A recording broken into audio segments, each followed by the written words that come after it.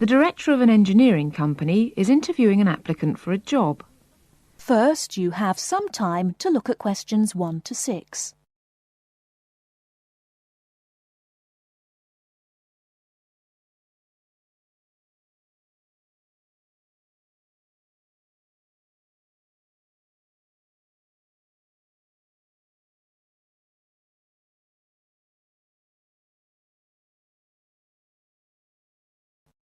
Now we shall begin. You should answer the questions as you listen, because you will not hear the recording a second time. Listen carefully and answer questions 1 to 6. Ah, good morning. It's Mr. Robinson, isn't it? Have a seat. Stephen Robinson. Yes. Is that S-T-E-V-E-N or P-H? It's V. OK. I've got your letter of application, but I need a few more details for the file. Now, you're from Manchester. What exactly is the address? Yes, it's Dynevor Gardens. That's D-Y-N-E-V-O-R. Prestwich. Thanks. And telephone? Well, it isn't mine, it's the landlord's, but I can be contacted. It's 483-250. Uh-huh. The landlord lives in, does he? Well, he has the flat downstairs, and he's a friend of the family anyway. I see. OK.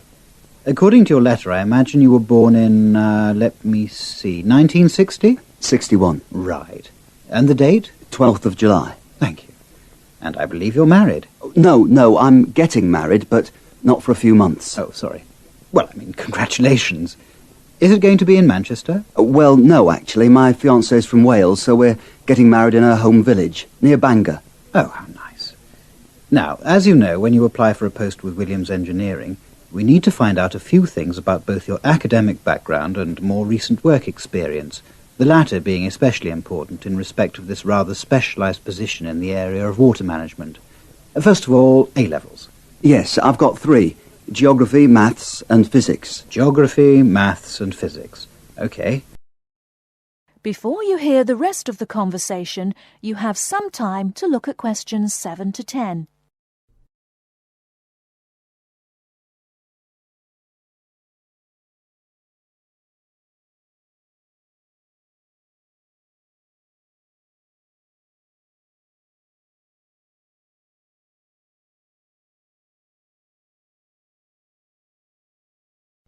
Now listen and answer questions 7 to 10. And what about your degree? I went to Sheffield University and got an engineering degree, with water management as my specialisation. Uh-huh. And as for work experience, I started out after graduating in 1986 in China, working for the Chinese government. Did you work as a volunteer? No, I did get a nominal salary. It was a 2-year irrigation project. That sounds fascinating. How did you organise that? You say it wasn't a British company, then? No. My university had links with a Chinese engineering university, so it was organised at that level. And after that? Then I came back, moved to Manchester, and have been working with Latimer Engineering since then. And what exactly are you doing for Latimer? Oh, I'm working in irrigation again, this time as a project research assistant. Great. I've got your details. Now let's move on to a more general discussion about what we're looking for.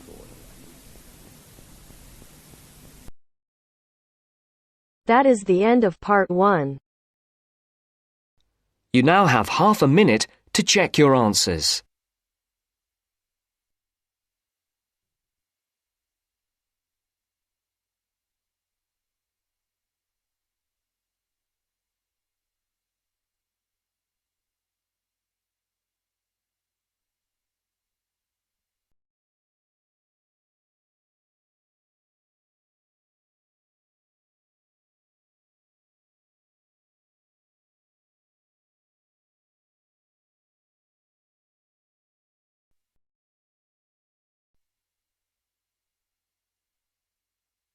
Now turns to part 2. Part 2. First, you have some time to look at questions 11 to 15.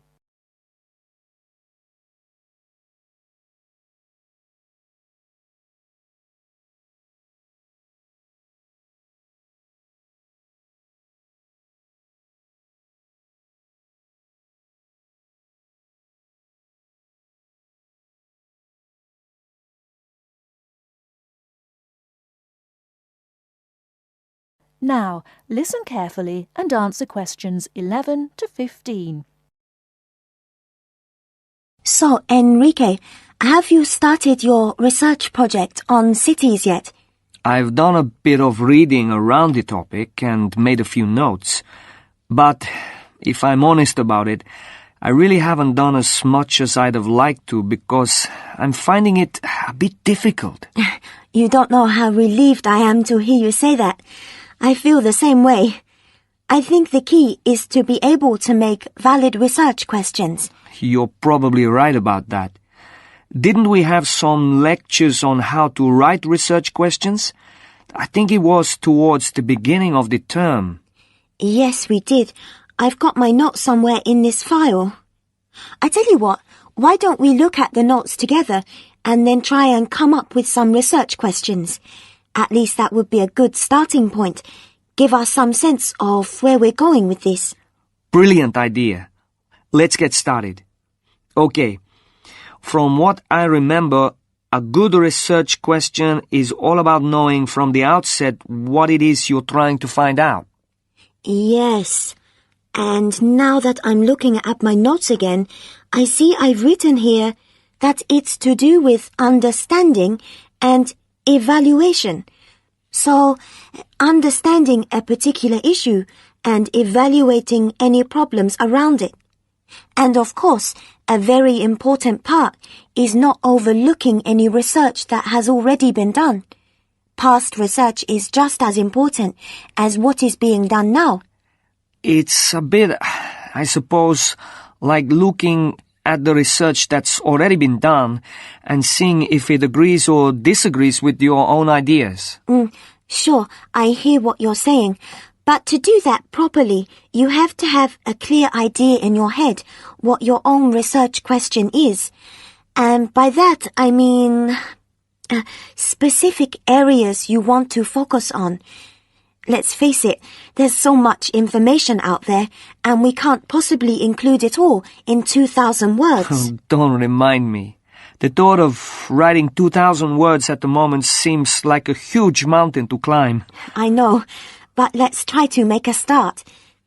I think we're meant to be identifying what makes a successful city, and also try to explain why there has been such a steady population movement of people from rural to urban areas. But I'm a bit confused because I don't think this is meant to be the main focus of our research. Perhaps that's why the lecturer said we need to write questions, and that must be our starting point. Okay, well, what we're investigating is more than simply what elements make a city successful, but we're also trying to offer possible explanations. So, we have two questions. Why do people want to move to cities? And why do people choose to live in them?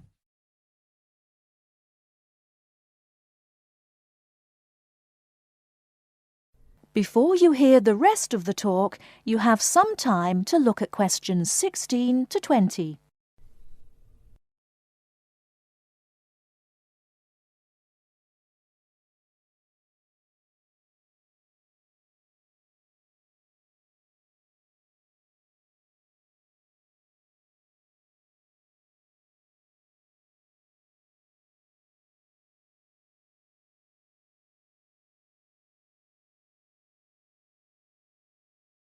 Now listen and answer questions 16 to 20.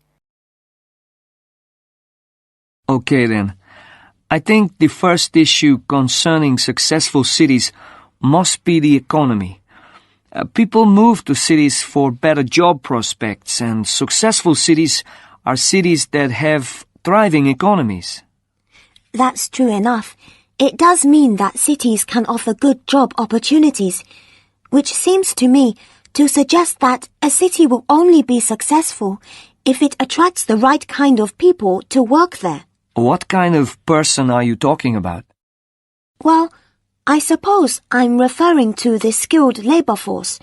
You know, the idea that up-and-coming young people will move to cities, settle there, maybe buy property, and so that city will get the most talented creative minds.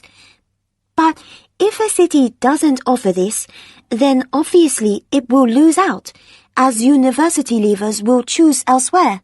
You could be right there. But I also think that when cities encourage businesses to develop, then you obviously have money pouring into the city, which can raise the general standard of living. So we've definitely got a question worth investigating. But apart from the economic factor, I think another point worth mentioning is the environment. Sure, we can research areas like the quality of the air, how clean it is, and then there's traffic. Is there too much traffic? How is it controlled? And also the issues of noise pollution and how the city manages its waste.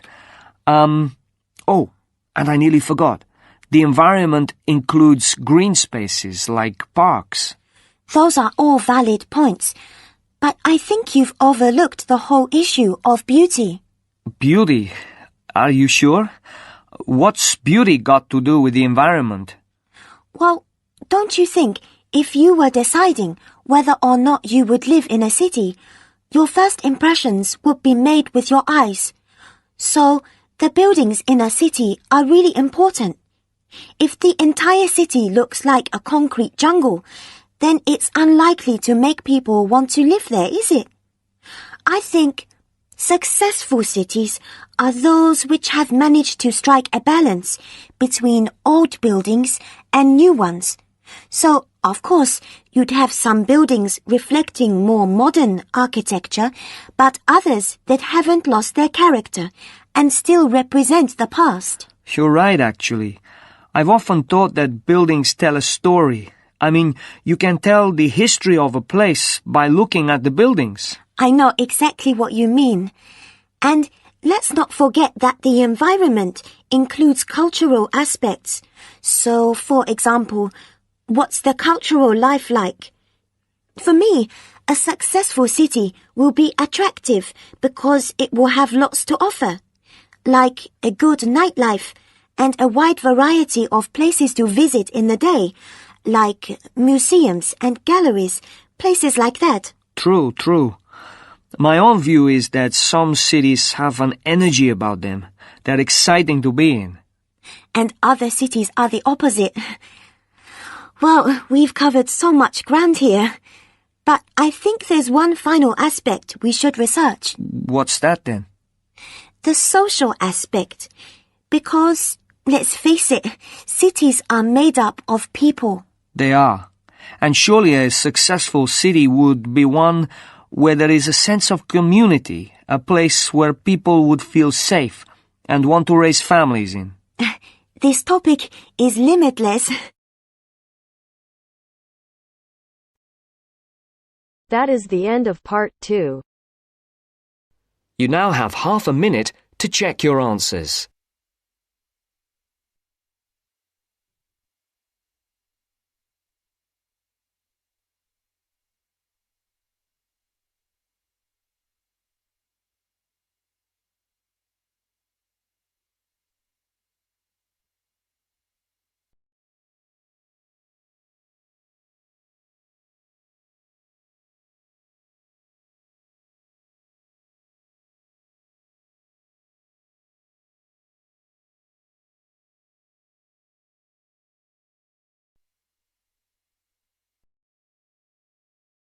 Now turns to part 3.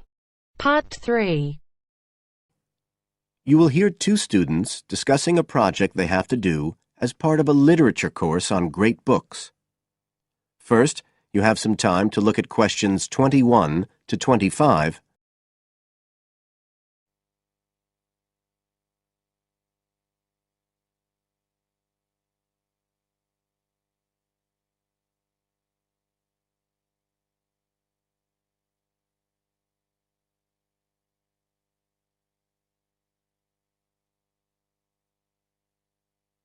Now listen carefully and answer questions 21 to 25.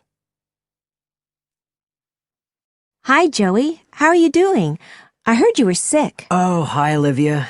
Yeah, I had a virus last week, and I missed a whole pile of lectures, like the first one on the great books in literature. where Dr. Castle gave us all the information about the semester project. I can give you copies of the handouts. I've got them right here. That's okay. I already collected the handouts, but I'm not very clear about all the details. I know we each have to choose an individual author. I think I'm going to do Carlos Castaneda. I'm really interested in South American literature. Have you checked he's on the list that Dr. Castle gave us? We can't just choose anyone. Yeah, I checked. It's okay. Who did you choose? Well, I was thinking of choosing Ernest Hemingway, but then I thought, no, I'll do a British author, not an American one. So I chose Emily Bronte. Okay. And first of all, it says we have to read a biography of our author. I guess it's okay if we just look up information about him on the internet? No, it's got to be a full-length book. I think the minimum length's 250 pages. There's a list of biographies. Didn't you get that? Oh, right. I didn't realize we had to stick with that. So, what do we have to do when we've read the biography? Well, then we have to choose one work by the writer. Again, it's got to be something quite long. We can't just read a short story. But I guess a collection of short stories would be okay? Yes, or even a collection of poems, they said. But I think most people are doing novels. I'm going to do Wuthering Heights. I've read it before, but I really want to read it again now I've found out more about the writer. And then the video. We have to make a short video about our author and about the book. How long has it got to be? A minute. What? Like 60 seconds? We got to give all the important information about their life and the book we choose? Well, you can't do everything. I wrote it down somewhere. Yes, Dr. Castle said we had to find or write a short passage that helps to explain the author's passion for writing, why they're a writer. So we can back this up with reference to important events in the writer's life, if they're relevant. But it's up to us, really. The video's meant to portray the essence of the writer's life and the piece of writing we choose. So when we read the biography, we have to think about what kind of person our writer is. Yes, and the historical context and so on. So for my writer, Emily Bronte, the biography gave a really strong impression of the place where she lived and the countryside around. Right. I'm beginning to get the idea. Before you hear the rest of the talk, you have some time to look at questions 26 to 30.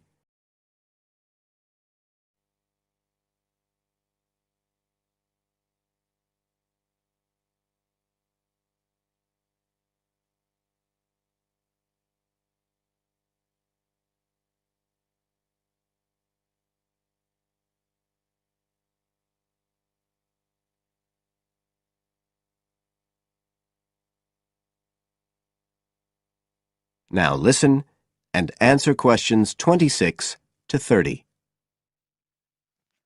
Can I check the other requirements with you? Sure. The handout said after we'd read the biography, we had to read the work we'd chosen by our author and choose a passage that's typical in some way, that typifies the author's interests and style. Yes, but at the same time, it has to relate to the biographical extract you choose. There's got to be some sort of theme linking them. Okay, I'm with you. And then you have to think about the video. So are we meant to dramatize the scene we choose? I guess we could, but there's not a lot of time for that. I think it's more how we can use things like sound effects to create the atmosphere, the feeling we want. And presumably visuals as well? Yeah, of course. I mean, I suppose that's the whole point of making a video. But whatever we use has to be historically in keeping with the author. We can use things like digital image processing to do it all. So we can use any computer software we want? Sure. And it's important that we use a range, not just one software program. That's actually one of the things we're assessed on. Okay. Oh, and something else that's apparently really important is to keep track of the materials we use and to acknowledge them. Including stuff we download off the internet, presumably? Yeah, so our video has to list all the material used with details of the source in a bibliography at the end. Okay. And you were talking about assessment of the project. Did they give us the criteria? I couldn't find anything on the handout. Sure. He gave us them in the lecture. Let's see, you get 25% just for getting all the components done. That's both sets of reading and the video. Then the second part is actually how successful we are at getting the essence of the work. They call that content, and that counts for 50%. Then the last 25% is on the video itself, the artistic and technical side. Great. Well, that sounds a lot of work, but a whole lot better than just handing in a paper. Thanks a lot, Olivia. You're welcome. That is the end of part 3. You now have half a minute to check your answers.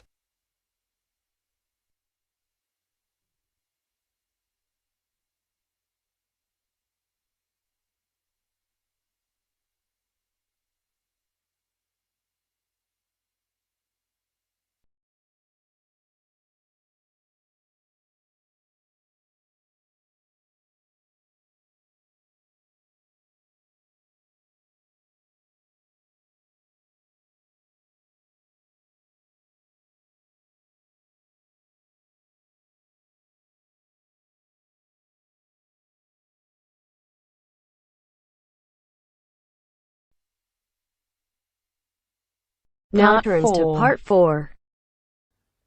You will hear part of a lecture about the school calendar. Listen carefully and answer questions 31 to 40. First, you have some time to look at questions 31 to 40.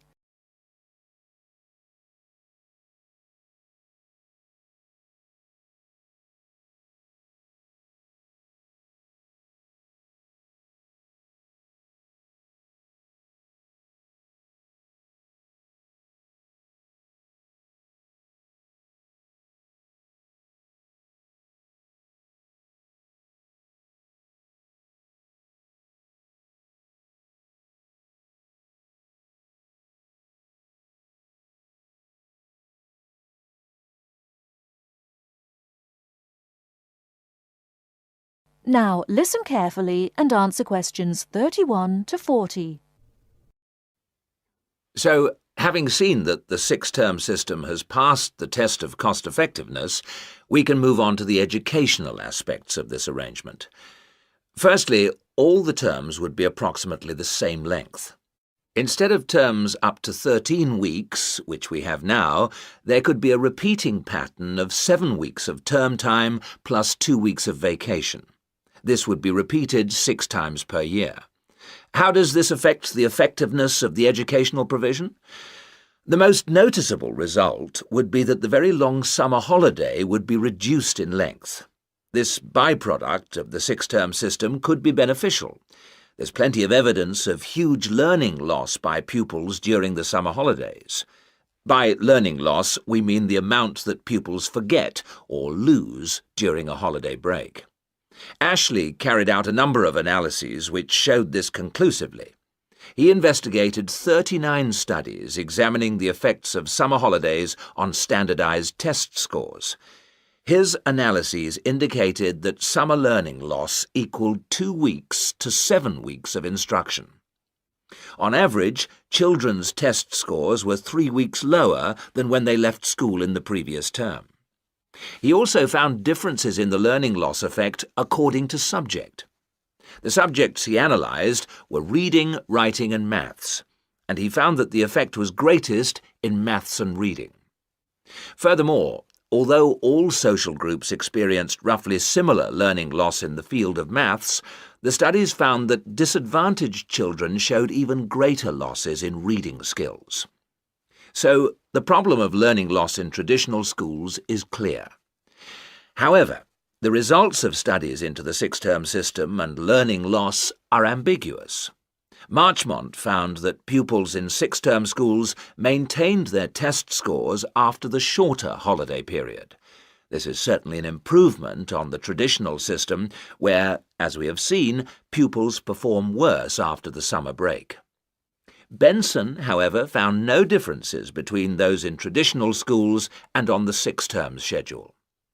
It would seem reasonable that if long holidays result in learning loss, then shorter holidays should result in less learning loss. So we await the outcome of further studies. Historically, of course, everyone knows the reason for our system of 3 terms per year. In days when agriculture was of much greater importance in our working lives, it was essential that the children helped with the harvest. Later on, this changed, and more people moved into the towns. But then there was a new problem.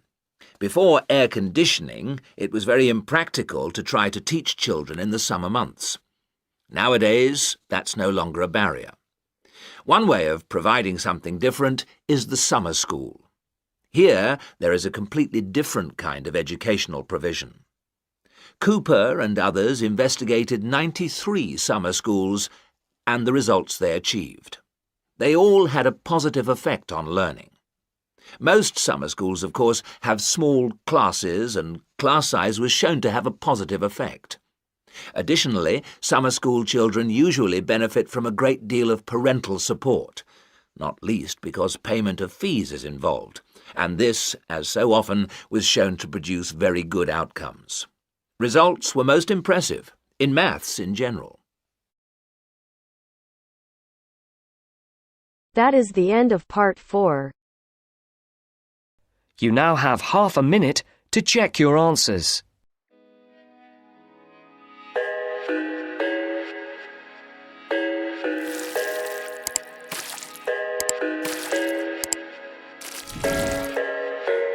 I thought I had it figured out, believed in us, we were meant to be, no doubt. A teenage love, everybody else could see the way we were, living in a fantasy.